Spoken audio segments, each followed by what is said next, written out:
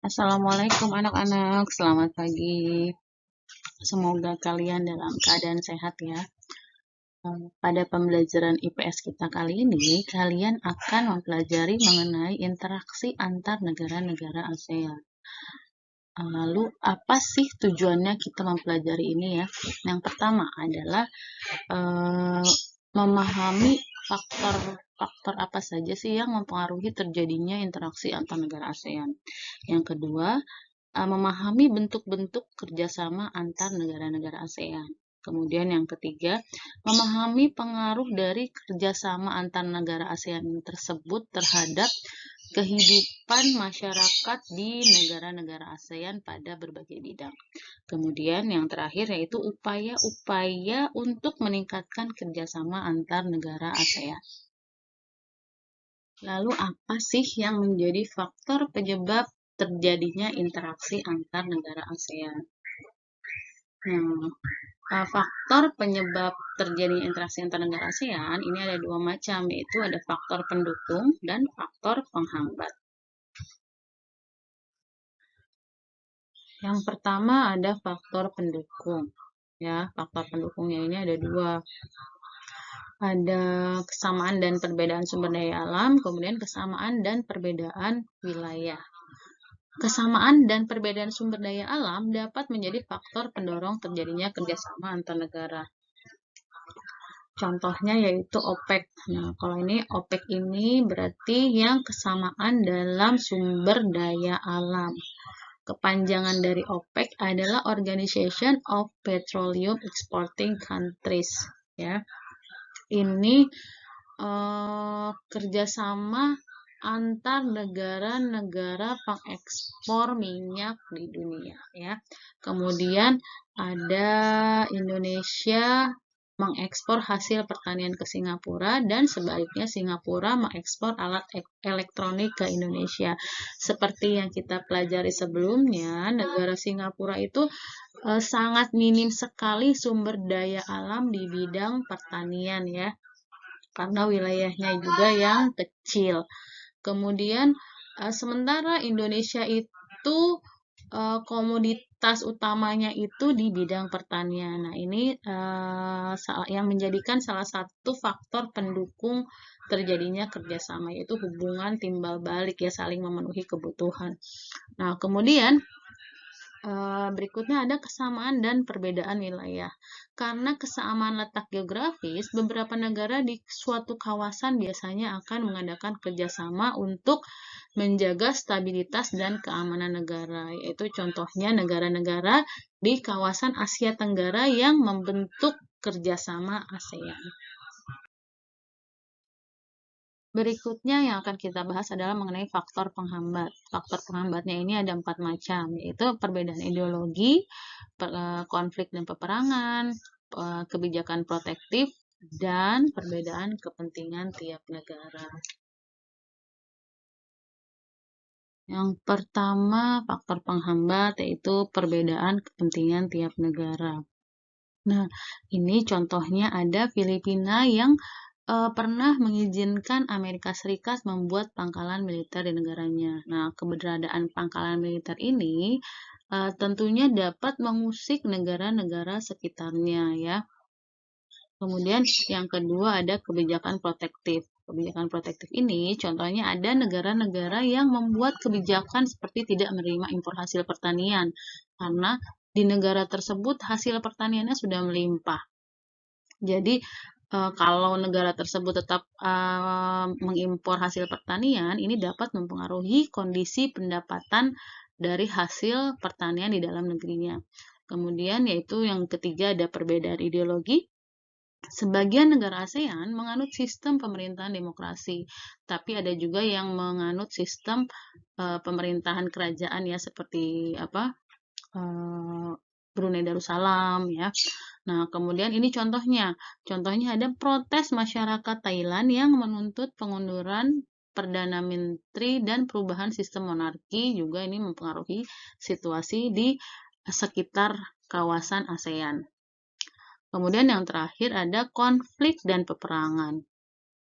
Kondisi konflik dan peperangan yang terjadi dalam negeri ataupun antar negara ini dapat mengganggu stabilitas sebuah negara, sehingga dapat menghambat kerjasama. Contohnya, Thailand yang masih terjadi konflik perbatasan darat dengan Kamboja. Sekarang kita bahas mengenai bentuk kerjasama antar negara ASEAN ya.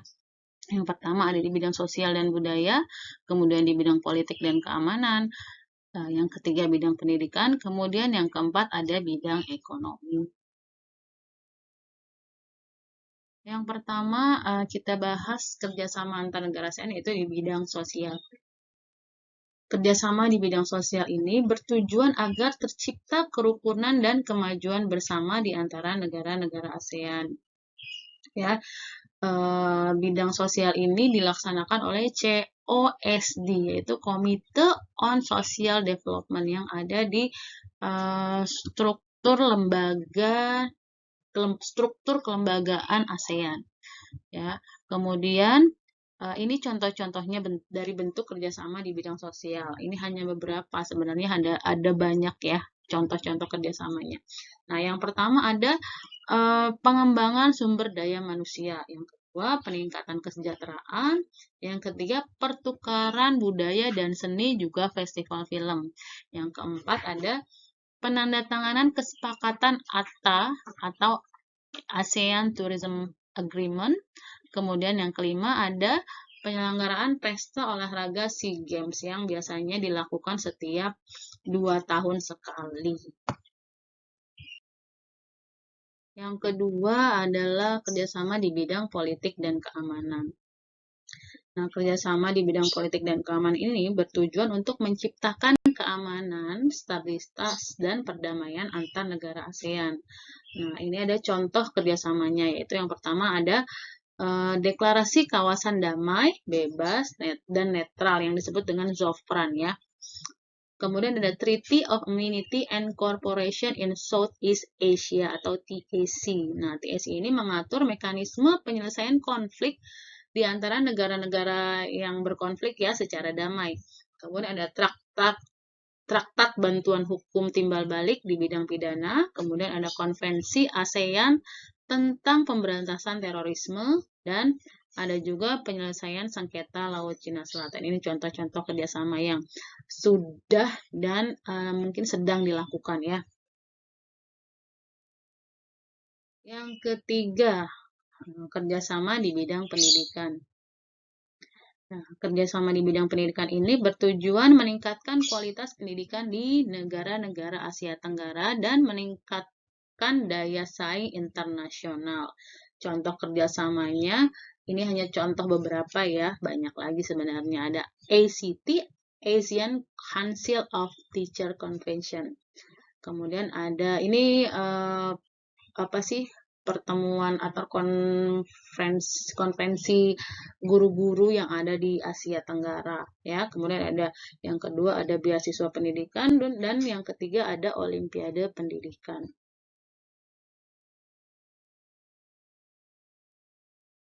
Yang keempat yaitu di bidang ekonomi ya.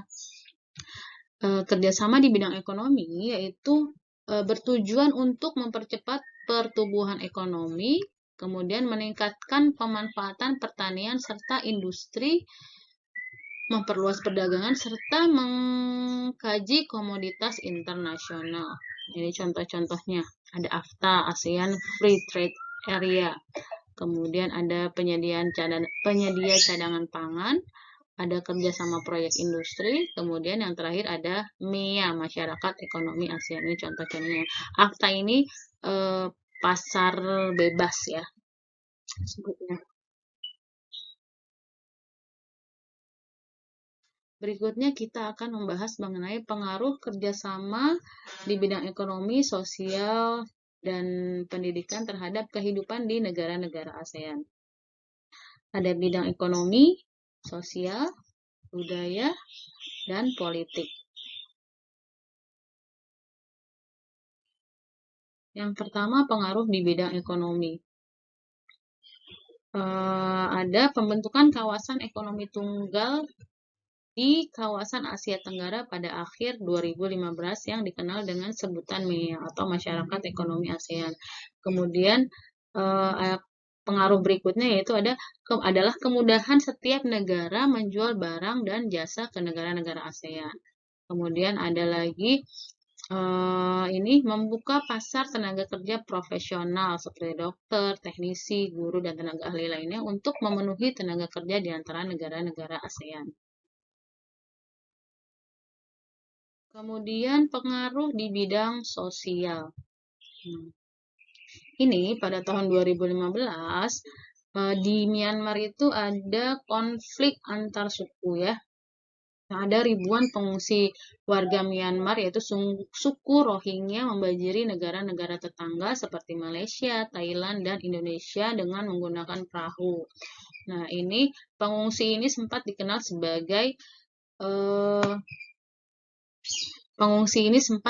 sebagai manusia perahu ya. Nah, di sini ASEAN menghimbau negara-negara anggotanya untuk menerima sementara para pengungsi itu di negara-negara ASEAN atas dasar rasa kemanusiaan. Kemudian yang berikutnya pengaruh di bidang budaya. Ini ada Festival Budaya ASEAN yang merupakan ajang mempertautkan dan memperkenalkan kebudayaan sesama anggota negara ASEAN.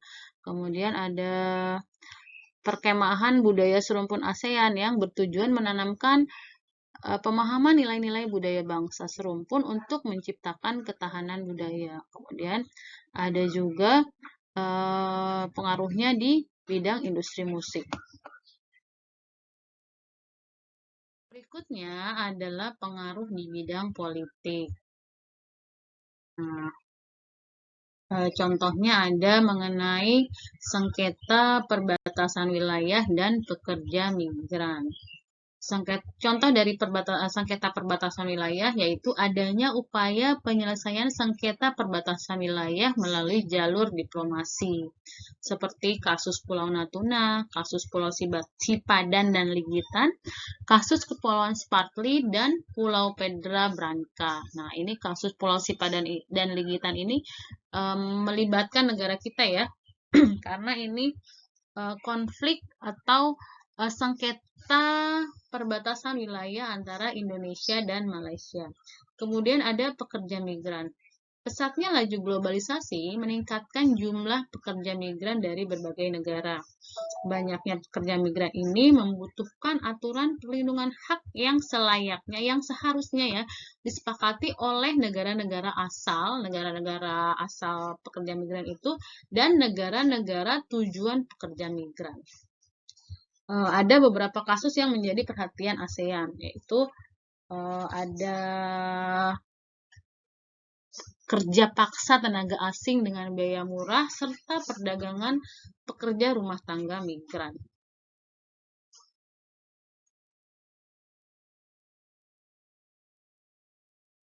Yang berikutnya adalah pengaruh di bidang pendidikan. Ada ketimpangan mutu pendidikan antar negara anggota ASEAN yang menjadi salah satu kendala terbesar ASEAN. Kemudian, dari 10 negara ASEAN, terdapat sekitar 7.446 perguruan tinggi yang memiliki mutu yang berbeda-beda.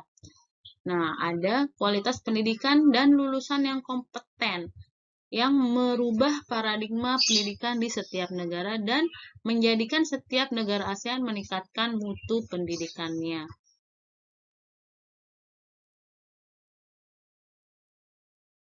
Yang terakhir, kita akan bahas mengenai upaya-upaya meningkatkan kerjasama di antara negara ASEAN.